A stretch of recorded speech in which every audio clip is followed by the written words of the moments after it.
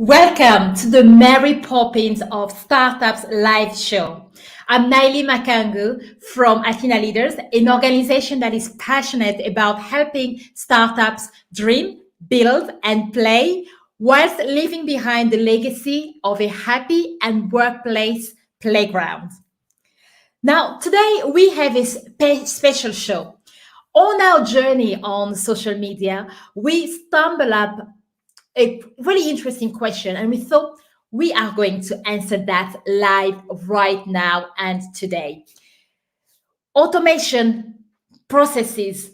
How can I improve my business? How can I scale my startup using automation? But then, how do I do that if I have no programming skills or no programming language? I don't understand that world. I'm expected to hire and delegate to other people to do to get the job done for me, but I'm not even sure what to look out for. This is a question that we found online while speaking to a startup founder, and we thought, well, in addition to the advice that we leave behind on this post, let's actually really dive in today in this special edition answering startup dilemmas and help our startup founder out there and any other small business owner having the same challenge on their journey. For those who are new to the show, here are a reminder of our three main rules.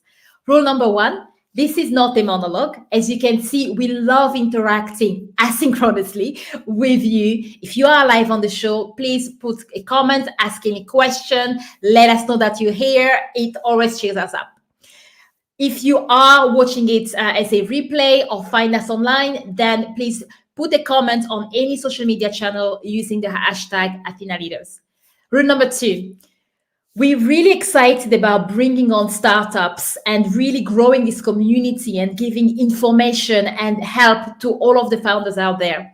Therefore, if you are a startup and you have a story to tell and you want to share your story, share your products, or if you are part of the startups ecosystem, whether you're an investor, whether you are helping them with their technology, their marketing, and way more, then get in touch with us. We'd love to have you on the show. Rule number three, even more important, sit back, relax, and enjoy the show. So today we're going to look at this particular question about automating and business processes.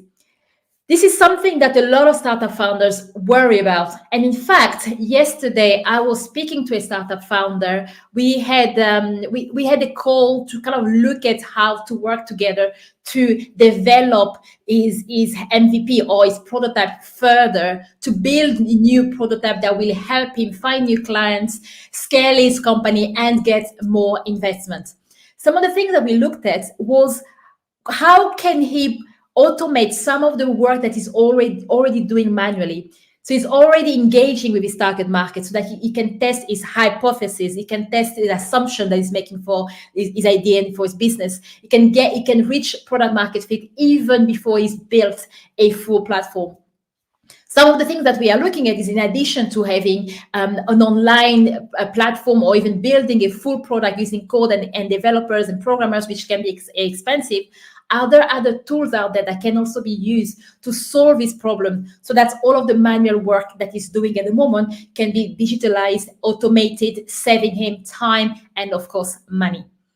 Other startups, when they are looking at the same problem of automation, for example, the one I met earlier online, well, they are looking at that from the point of view of scaling the organization to run a little bit smoother, but they're not really sure what to do. So this is really what we are going to focus on today. So what I want to do is to give you plenty of advice, just to something that is very practical. You can pick it up today, run with it with your teams, and you'll be able to make a lot of progress on this. Let's start looking at the first advice, or the first thing to do. Now, I know that you're probably expecting me to start jumping in and launching straight in with a lot of different applications and tools and things like that. Well, the first one is actually one of the most important things, yet the one that is always either forgotten or done very quickly to get to the most exciting part, playing with applications. The first thing that you need to do is to map your business processes in detail, in as much detail as possible.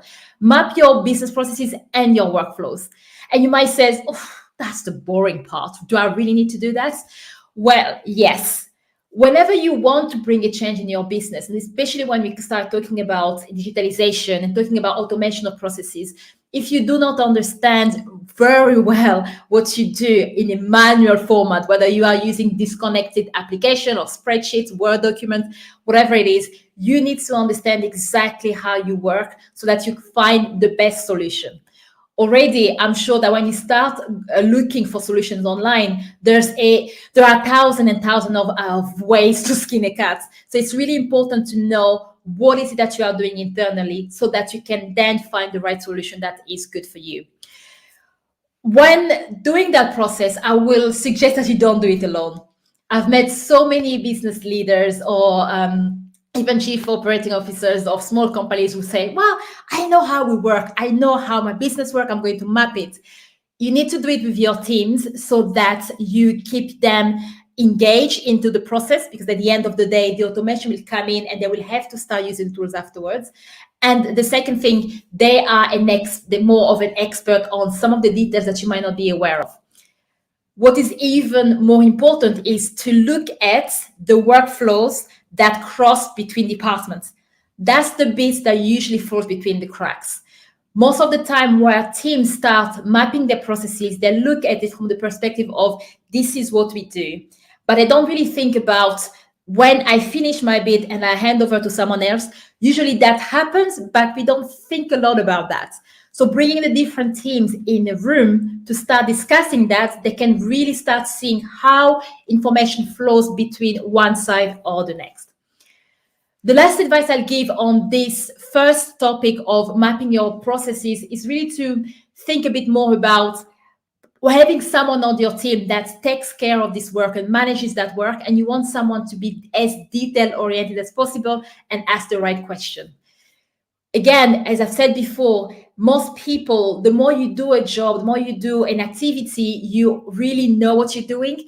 And unless someone asks you a very basic question, you assume that other people knows the tiny little details. Whenever you might take a database and kind of clean the database before doing some kind of other transformation or creating charts, then you don't talk about those details because you assume everybody knows about that.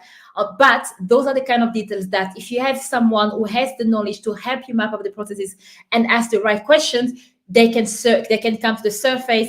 And then you can make sure that whatever solution that you will get in the future will be able to address that.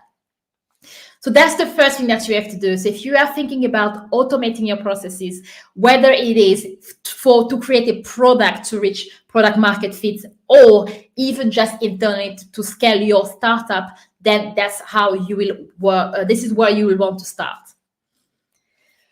Advice number 2 is investigate the no coding solutions out there. Now, this is a very, very interesting topic and something that always kind of makes me chuckle. There's this no coding movement out there, but in fact, it's something that exists for many, many years. But what we have now is a new revolution where there are many tools out there that allows you to plug in data from different places and bring them together. So for example, a very simple automation would be that if you receive an email with certain types of information, you want that information to be updated into your CRM, and that information to be updated into your email sequence or like an email campaigns tool. So you don't want to have to do that manually, replicating the data in different places. Well, if you have the right tools that can communicate with all of the main tools that you are using, then this is a way of creating an automation without coding anything.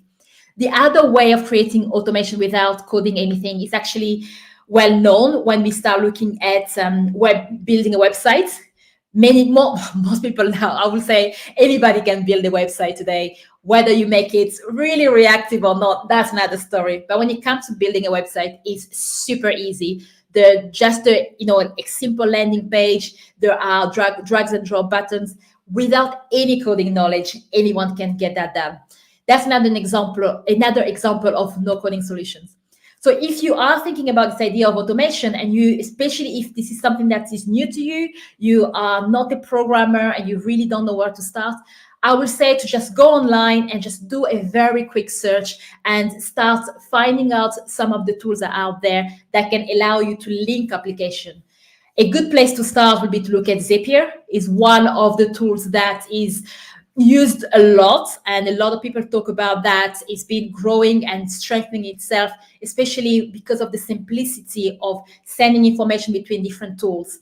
This way, if you want to automate, especially without changing some of the processes that you are doing internally, some of the tools that people are doing internally to reduce knowledge and learning and training once the application is done, then that's a really good tool to use. There are many great tools out there that you might want to look at to improve workflows. There are Airtable, ClickUp, Webflow, Bubble, and many, many more. So if you are in that situation and you really want to know how to automate your business, then that's what you are going to look at. So just a reminder of what is the main question that we are tackling today for anyone coming on board. We are looking at this idea of automating your business processes as a startup, as you are scaling, growing, or even as part of building a product as a prototype, or for your early stage of your startup, so that you can test out your hypothesis and the product market fit. And what we have looked at so far is mapping your business processes and workflows. And this is the one I'm going to kind of mention over and over because it's really important and usually overlooked. And the second one is investigating in no coding solutions. So if you are out there and have any questions, please do feel free to put it online, and I'll be happy to answer it, as I'm doing today, answering a question from another startup founder. So the third thing to look at once you've got your business processes done, you're kind of looking at no coding solution, is how do I learn more? I know that there are many people out there, it depends on your personality types. There are people who feel more confident delegating or having a discussion around some technical topics when they know a little bit more about what they're talking about. And I completely understand that. A very easy way to learn, in my opinion, so you can try it out. If it doesn't work for you, let me know. But it's really to rely on YouTube to start with, right? There are many articles out there. Let's say, for example, you are looking at no coding solutions for the first time. You've identified one that you want to look into more details, or you just want to have a general knowledge. Well, one of the things that I do, even for myself, is to actually just go on YouTube. It could be as simple as, cook whilst you're cooking or you're cleaning or gardening. Just put your headphones in and listen to discussions around that, and listen to reviews. There's a lot of reviews, for example, Zapier versus this tool. Then you can start understanding the jargons, the kind of questions people ask, the kind of areas that were mentioned during the reviews. So those are some of the areas you might also want to consider for yourself. And whilst you are doing this investigation, because you've already done your business processes, you know the kind of tools that you need in terms of connectivity, and that will help you around that way as well. The second tool that I use is Udemy. There are many courses out there that, as soon as you put no coding solutions, some courses that do not take a lot of time, but once you do that, it will help you at least increase your confidence in the area that you are going into, is these no coding solutions, and that will make you feel a little bit more comfortable. One thing to bear in mind: beware of the shiny object syndromes. When it comes to tools, there are many tools out there. To be honest, you can spend the entire week, month, and you will still be another solution. It's important to understand what you are going to implement. I will say, if there is someone that you can speak to, even if it's just for advice, I'm happy to kind of answer questions for people who have any questions, or find someone in your network and ask for advice and recommendation. Any kind of shortcut that you can take, especially as a founder or someone from the leadership team, very busy. Any discussion you can have with someone that can help you kind of move you forward a little bit and point in the right direction will really help you. Now that you've looked at your business processes, you've looked at non-coding solution, and you kind of feel a bit more comfortable about the tool that we use, how can you automate your business processes? Do you actually build a software from scratch, or do you use the no coding tools to build that solution that you need? How do you do that? Well, we're gonna look into that, and that's the next advice: building in house or outsourcing. This really depends on your team. And in fact, if this is something that you're really excited about, I will suggest that you share these videos to other startup founders and business owners out there that are struggling with the same thing, so that we can all solve these automation problems. When it comes to deciding between in-house and outsource, of course, depends on the nature of your business, whether you are a tech company or not, and also the capacity that you have, right? Because at the end of the day, one thing to bear in mind is that any solution that you build needs to be maintained. And that's what we are going to look at next.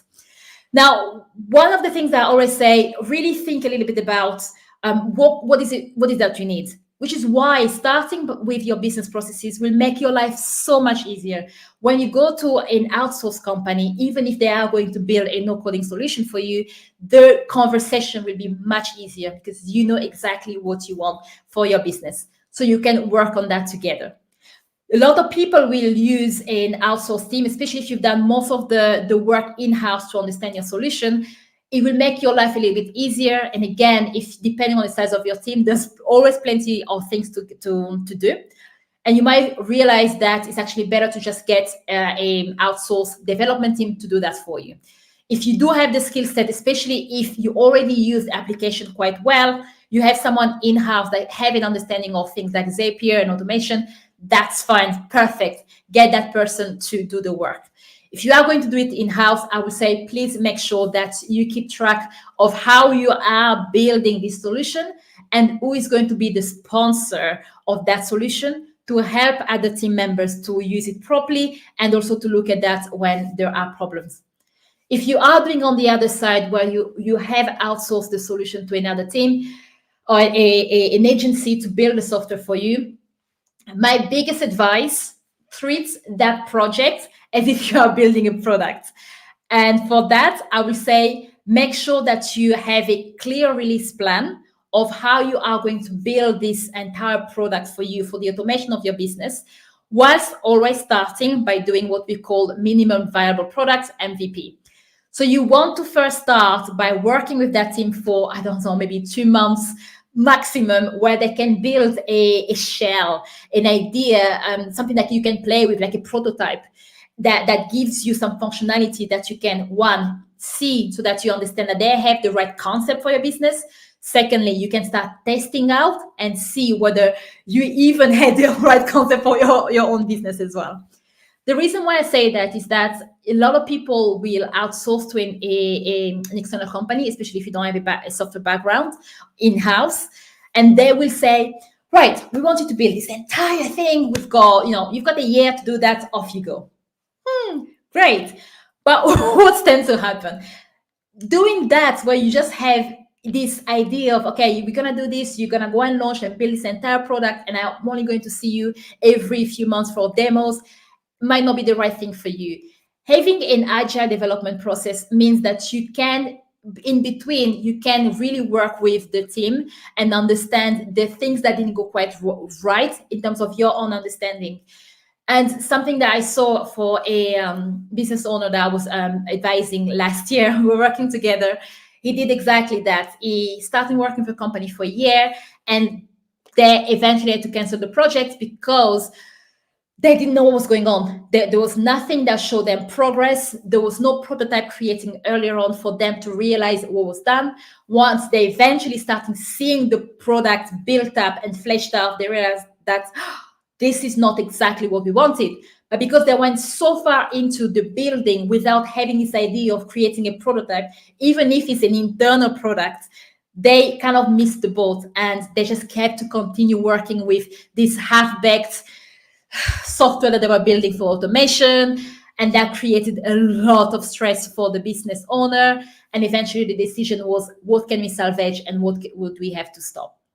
So that's why it's really important that if you are going to work with an outsourced team, please just let them know that you want to be able to first see a prototype, like kind of a vertical of your product, giving you some functionality that you can test internally, that you can try out, and to really build the release plan with that mindset, so that you can protect yourself against scope creep. So that's when you're trying to build a house, and before you know it, your vision is already on building a water slide that you might not even need, right? So that happens a lot in the software development world. So then this is kind of the four main things to think about. So map your business processes, investigate no coding solutions to see whether that's going to be suitable as you are automating your business, building in-house software, as well as learning about the tools. Now, my favorite advice is about to come, and I'm worried I might lose people here, but please don't worry, it's not as scary as it might sound. The first thing that you want to do, especially if you are going to work with an external company that will build some part of your solution, is to start with your divorce agreements. Yeah, I know that sounds really scary. What divorce agreement? I'm about to start a partnership with someone and I really start thinking about divorce. Well, yes. And if you have any questions on that or any thoughts on that, or thinking, oh my God, this is crazy, do please put in the comments. I'd love to see what you're thinking about that.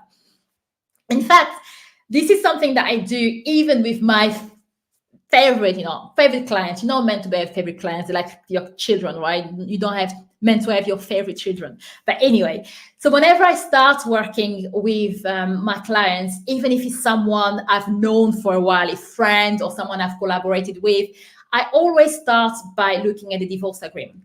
If things go wrong, what happens?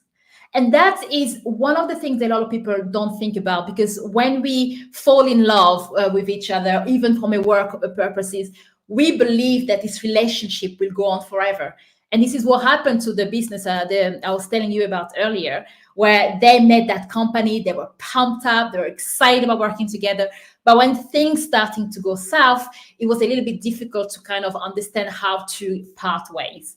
And of course, especially if you're going to work with someone for a few months, it's really important, even if you are not hiring an agency, because if you hire an agency, those divorce agreements will be part of that anyway. But especially if you are going to hire independent contractor, maybe not part of a big business, it's important to understand what it actually means. Do you have all the tools that you need, especially if they're building a solution for you? Do you have access so that you can log in? Do you know what the codes or the non-code, or at least the workflows, are being stored so that you can take over? Do you know how what kind of, as they're building your workflows, especially for a no-coding solution, are they mapping the journey of what they're building so that you can understand it afterwards? So it's not so much about the negative intention of the divorce agreement, but it's about business continuity. You want to make sure that the person working on this, if something, again, we're not talking about the relationship breaking, something could happen to them. They could be sick, they could decide not to run the business anymore. But your business continuity is really, really important. So especially if you are not a non-technical founder and you already have some anxiety about automation, then this is something that you want to look at, so that you know that you're covered in terms of your risk assessment perspective, and you don't have one more thing to keep you up at night. Now that we've navigated around this idea of divorce agreements, let's move on and look at one of the final few pieces to help you automate your business, or at least plan for an automation of your business. The other one that I see, well, I don't see as much as I would like to see, is an implementation and a launch plan. Now, what does it mean? And again, a lot of people, when they think about automating a business, only think about the technology and worry about the technology. And usually when I start to work with a client or a startup, I always find that the pain points that they have wasn't even the technology, it was the people around that technology, which is why you'll see that a lot of the advice I gave you today was actually about looking at the business as a whole and not just worry so much about the technology aspects of it. When it comes to the implementation and the launch plan, it's really about understanding that digitalization, whether you're doing it at a small or a big scale, involves changing the way people think and changing the way people work. And that can be painful if it's not managed the right way.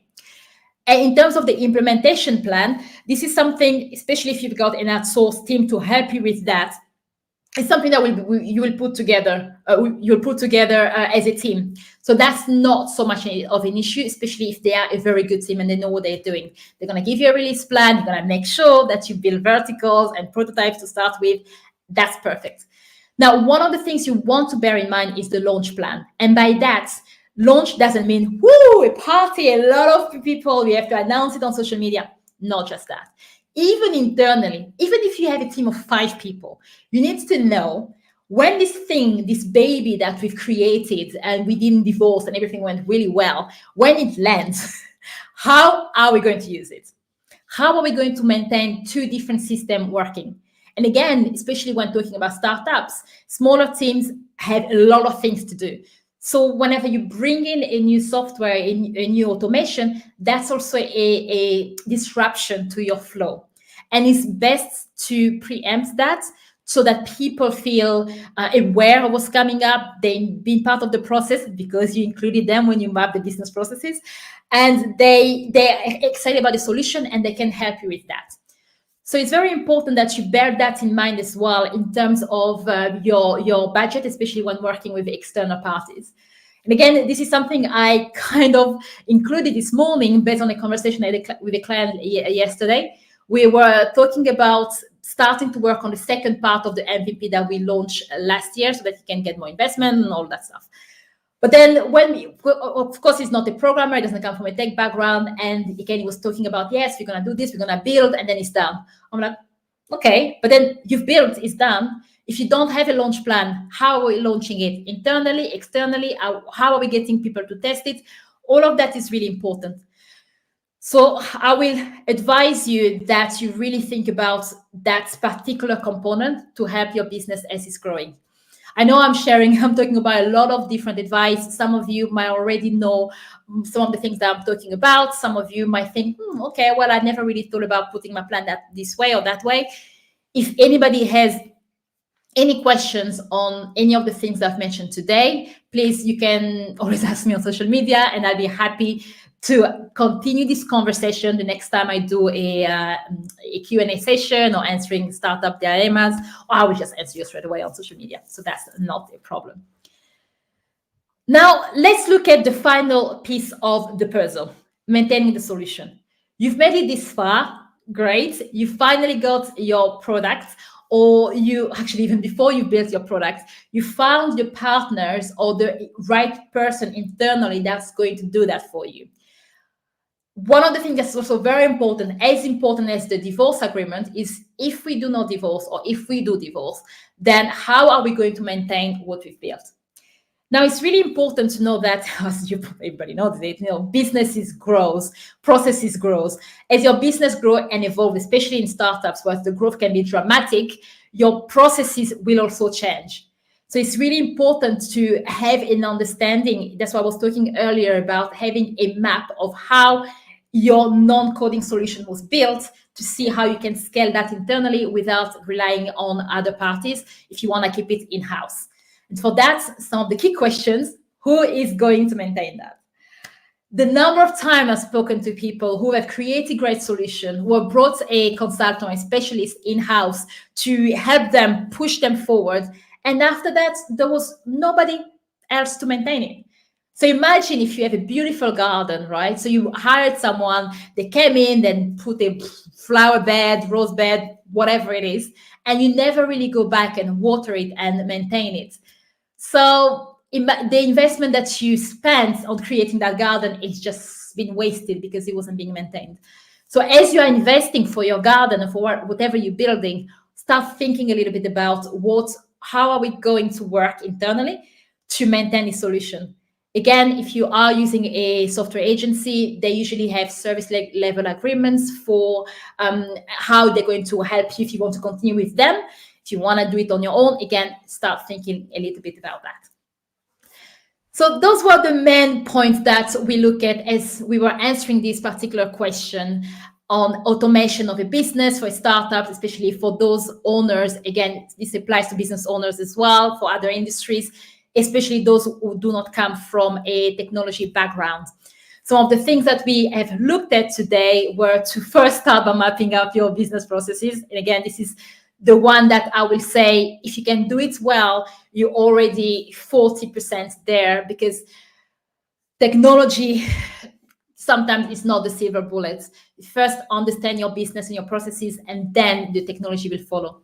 Then we talk about investigating no-coding solutions, learning to ask the right questions. If you want to learn more, going to YouTube, Udemy, just update your own knowledge. Looking at the in-house or outsourced software development team. We talked about the divorce agreements. And another thing I was going to say actually about the divorce agreements, when you're picking a solution, especially a no-coding solution, also look at how easy or hard it is to migrate your data, your information out of that platform to another one, right? So that's another one just kind of came up to me as I was thinking about a CRM project that I did with someone who wanted to move their data, and it was a pain because of the solution that they used. So imagine, when you're on Facebook, you can't migrate your data to another social media. That doesn't work. But most other tools should give you those functionalities. So bear that in mind as well. And we talked about implementation and launch plan and maintaining your solution. So that's all you need in your toolkit to be able to start building together a strategy for automating your business processes. And for those who know me, you're probably thinking, she's keeping one more thing up her sleeve. Okay, go on then. Well, if you want to find out the last question that I want to answer today, make sure that you do give us a like, share, and give us your comments. If you know any startups out there that would like to be interviewed live, or anyone part of the startup ecosystem, an investor, or anyone who has advice or a nice conversation live, get them to reach out to the Mary Poppins of startups. Now, my parting word of advice is this one. Should I do this alone or not? And that's something that a lot of people think that they can do it alone, but again, it depends on your team and how big you are. The higher you are as a senior executive, especially if you are the startup founder, I think you already have quite a lot on your plate. I would say that some of this investigation, of course, you can do that to help yourself and your learning and reaching out to the agencies or people who can help you.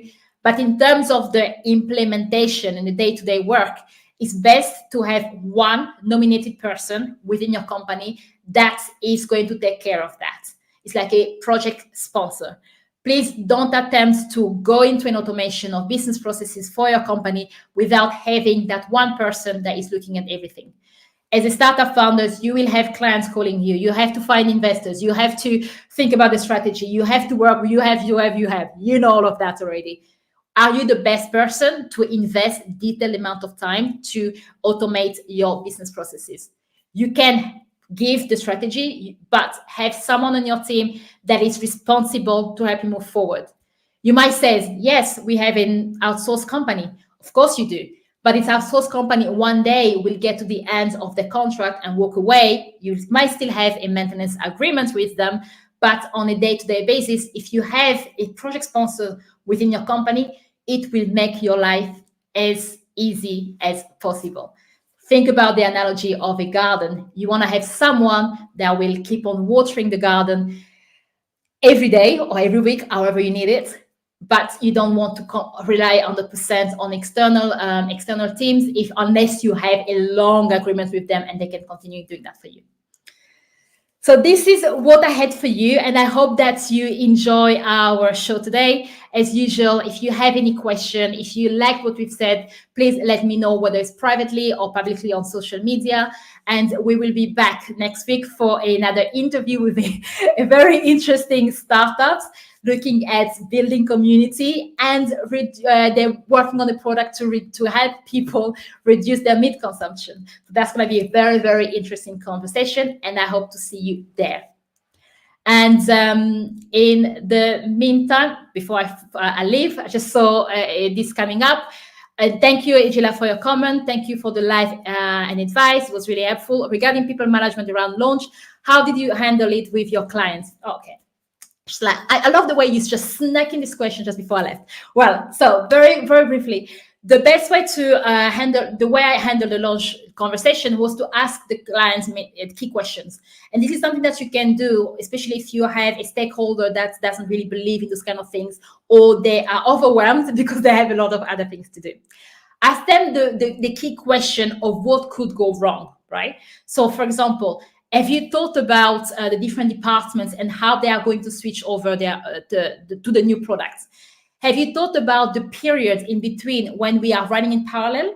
Especially when you are automatic processes, you want your business to still keep on working and serving clients with the current tool whilst you are bringing the other one on. The new one needs to be tested, so they need to work in parallel, right? So if they are working in parallel, we're talking about an increase in terms of data flowing around, a bit of disruption internally, how we are going to manage that. If you are launching externally or especially as a startup, if this is part of building a product, have you thought about onboarding clients that will help you to test the software? You might say, maybe I have non-paying clients. Maybe I've got, let's say if I'm doing a recruitment platform or HR tech, I've got HR directors that are happy to come and test. That's all well and good. But what does it mean, right? So asking someone those kind of questions will help them to stop and realize, oh, wow, there's these other worlds out there that we also need to tackle. And then this is the starting point to start the conversation, to start building a launch plan. And as I've said before, as you did by mapping your businesses with the entire team, you didn't do it just with the product team. The launch plan needs to also include the company. The operations needs to be on point. The marketing team needs to be there. Product needs to be there so that they know how they're going to switch over and really smooth out the process. I hope that answers your question. And again, if you want to find out more about that, please let me know. And for anyone who really love this and think there's so much value, I want to find out more. We're going to be putting down on our website, on our website as well. There will be a blog transcript as well, so that you can take notes and really create a strategy from there. Now, I'm really about to go. So if there's any final question, do give me a shout now. If not, lovely to see you. One final piece of advice: let's design a happy and productive workplace playground together.